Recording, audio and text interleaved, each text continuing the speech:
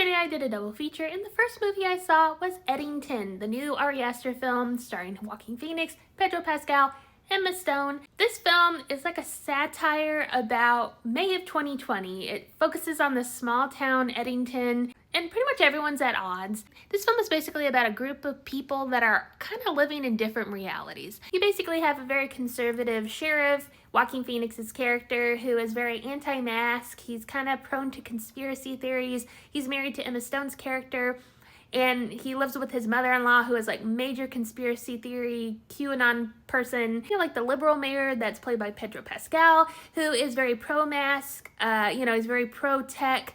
I mean, this movie focuses on, just the pandemic era, stress, Black Lives Matter movement. You have a lot of characters in this film that are like conspiracy theory people.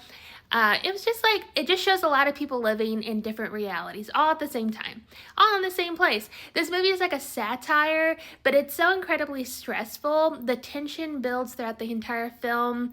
There are some moments that are kind of funny, but it's just really sad because it really takes you back to that era of like 2020 when everyone was kind of going crazy. This movie theater experience was very interesting and very stressful because, so I live in Texas, I live in the South, I'm immunocompromised, so I'm one of those Democrats that walks around wearing a mask to the movie theater. And a lot of times I get kind of dirty looks sometimes because I'm just like in an area where it's very conservative. And so sometimes I even get like people walking up to me harassing me just for wearing a mask. And it's kind of stressful sometimes. Sometimes I feel a little uneasy. And so sometimes I get the vibe that people are angry at me just because I'm just standing in a public place with a mask on. But in this movie theater, I just felt completely uneasy because you have a giant theater full of people.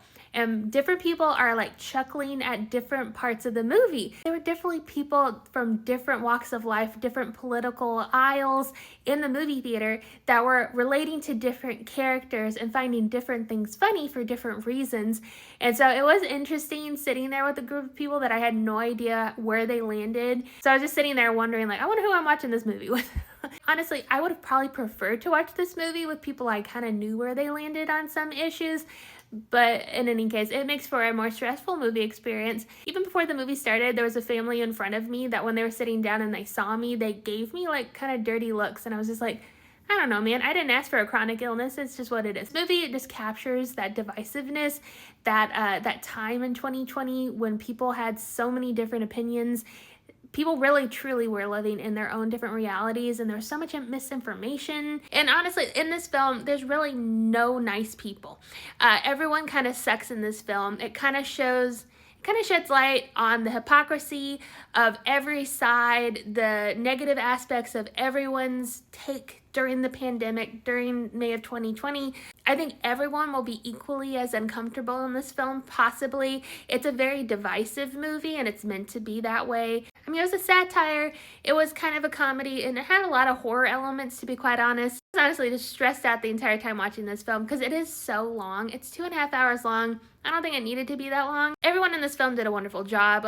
They really did a wonderful job building that tension, building this world, building these characters. If you like other Ari Aster films, you will probably like this one, but it is very divisive, and I feel like a lot of Ari Aster films are pretty divisive. So I would be interested to see what other people think of this film.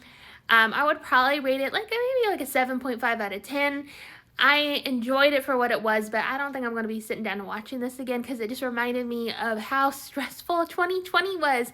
Because again, everyone's living in a different reality. There's so much misinformation. There's so many giant things going on all at the same time. So much stress, so much chaos. And this film pretty much captures it perfectly. Anyway, what did y'all think about Eddington?